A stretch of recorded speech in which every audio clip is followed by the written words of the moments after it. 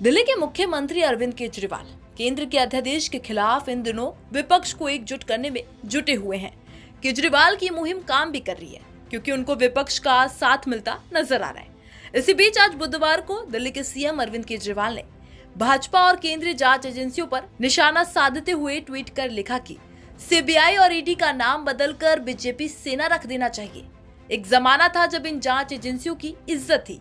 ये कहीं रेड मारते थे या फिर किसी को गिरफ्तार करते थे तो लगता था उस व्यक्ति ने कुछ गलत किया होगा।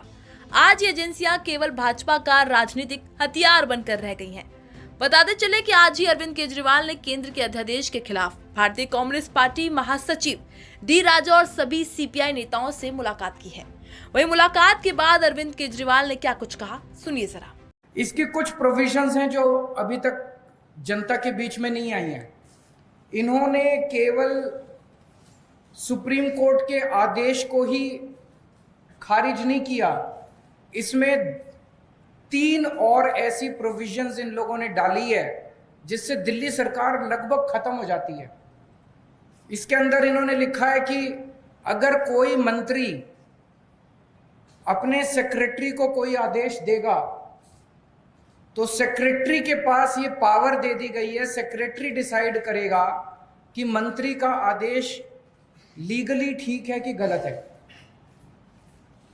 अगर सेक्रेटरी को लगता है कि मंत्री का आदेश लीगली ठीक नहीं है तो सेक्रेटरी मंत्री का आदेश मानने से इनकार कर सकता है। ये दुनिया के अंदर पहली बार हो रहा है कि सेक्रेटरी को मंत्री का बॉस बना दिया। आपको 2 उदाहरण देता हूं, अभी पिछले हफ्ते हुए हैं दिल्ली सरकार में।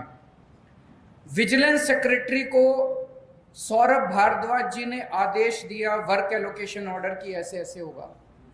विजिलेंस सेक्रेटरी ने अपने आप को अब एक दिल्ली सरकार के अंदर इंडिपेंडेंट अथॉरिटी डिक्लेयर कर दिया है। वो कह रहा है कि इस ऑर्डिनेंस के आने के बाद मैं ना तो चुनी हुई सरकार के प्रति जवाबदेह हूं और एलजी के प्रति भी जवाबदेह, मैं उस अथॉरिटी जो बनाई है उसके थ्रू जवाबदेह हूं। तो डे टू डे फंक्शनिंग के लिए विजिलेंस सेक्रेटरी कह रहा है मेरा कोई बॉस नहीं है, now I am an independent authority.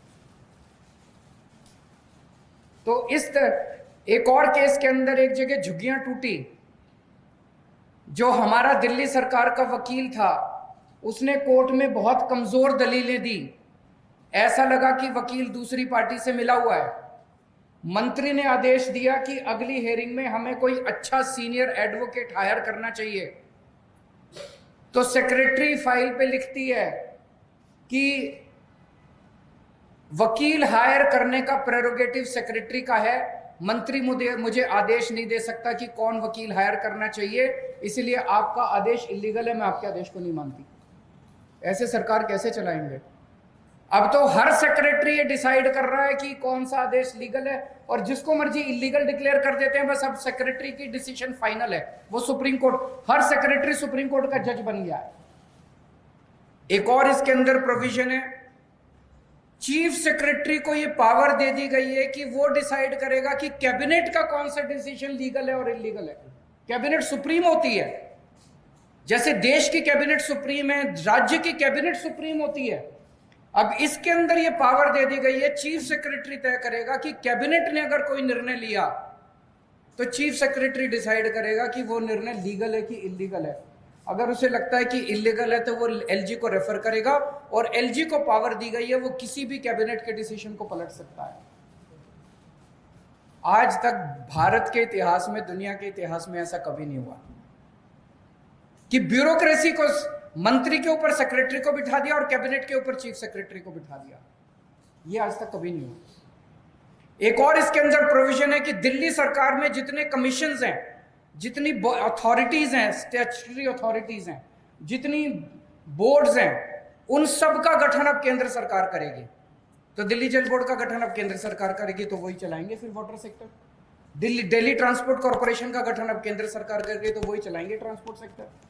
Delhi electricity regulatory commission का जितने लगभग 50 से ज्यादा कमीशंस और अलग अलग सेक्टर्स के, वो सारे अब केंद्र सरकार गठन करेगी। तो दिल्ली सरकार क्या करेगी? चुनाव क्यों कराते हो?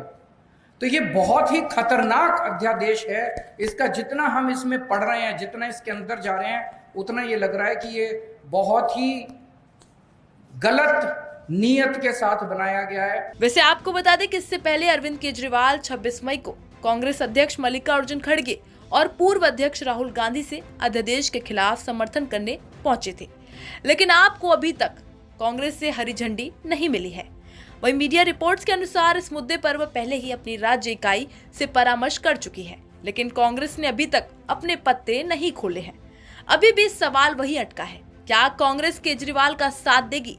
खैर, राजनीति की सियासत को लेकर आपकी क्या राय है? कमेंट सेक्शन में जरूर बताइएगा। फिलहाल देश दुनिया की तमाम खबरों के लिए बने रहें जनहित टाइम्स के साथ।